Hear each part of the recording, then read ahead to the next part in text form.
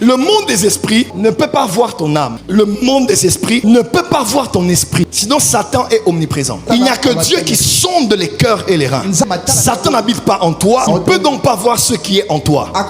Mais si le monde des esprits ne peut pas voir clairement ton âme et ton esprit, il peut néanmoins voir l'état de ton homme intérieur. Quand je dis état, il n'y a que deux états qui peuvent être perçus par le monde spirituel ou même par les hommes qui ont les yeux spirituels.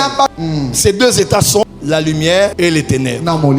C'est là où on parle d'un terme que tout le monde connaît qu'on appelle l'aura. Jésus a dit, si la lumière qui est en vous, Matthieu 6, est ténèbres, dis à ton voisin la lumière qui est en toi.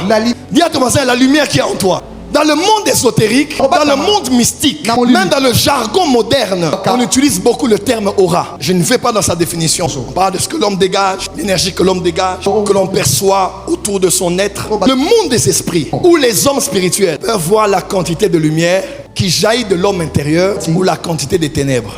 On m'a présenté un pasteur dernièrement. Quand je l'ai vu, j'ai vu qu'il était noir et dégageait une atmosphère noire autour de lui. Et je dis à cet homme, dans ta vie, tu as ce qu'on appelle la poisse. Partout où tu pars, ça commence bien, mais ça se termine toujours mal. Ce que j'ai vu, ce qu'il dégageait n'était pas lumière, c'était ténèbres. C'était l'état de son homme intérieur. Et quand je dis ça, je ne dis pas ça seulement de celui qui a Jésus ou de celui qui n'a pas Jésus. Le Dieu créateur, même quand l'homme a péché, mais à chaque fois que dans le corps de l'homme intérieur de l'homme pécheur, il se retrouve la nature de Dieu, même s'il n'est pas sauvé.